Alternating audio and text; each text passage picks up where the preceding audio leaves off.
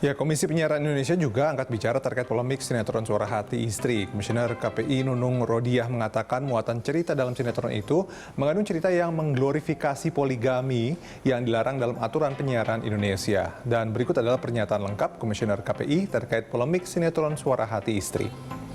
Sehubungan dengan sinetron Zahra di salah satu stasiun televisi, KPI bersikap tegas dan jelas bahwa KPI meminta kepada lembaga penyiaran untuk melakukan evaluasi terhadap sinetron tersebut. Evaluasi meliputi yang pertama dan utama ini tentunya berkaitan dengan muatan cerita. Muatan cerita tidak boleh menggambarkan glorifikasi poligami. Karena ada potensi-potensi penggambaran glorifikasi poligami karena digambarkan ada satu laki-laki dengan 3 istri yang kemudian dia adalah sosok yang kaya raya. Dia mampu kemudian mendapatkan istri siapapun karena duitnya seperti itu tidak boleh. Kemudian jangan sampai ini kemudian berkembang di masyarakat sebagai satu pola-pola yang dianggap lumrah atau wajar.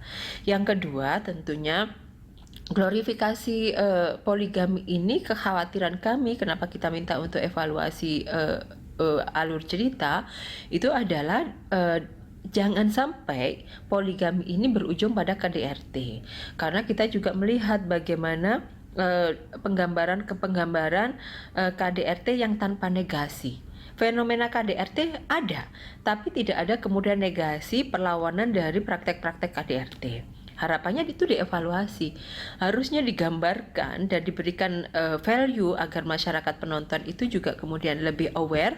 Kalau kemudian ada tindak pidana kekerasan dalam rumah tangga, harusnya ada keberanian melapor. Melapor tidak hanya dilakukan oleh korban, tapi dilakukan oleh yang melihat, tetangganya dan lain sebagainya.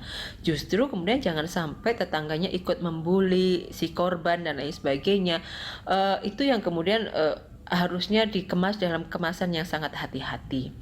Yang berikutnya adalah permintaan KPI mengevaluasi pemeran. Evaluasi pemeran ini adalah langkah strategis, langkah awal untuk menyelamatkan si anak, khususnya LCF.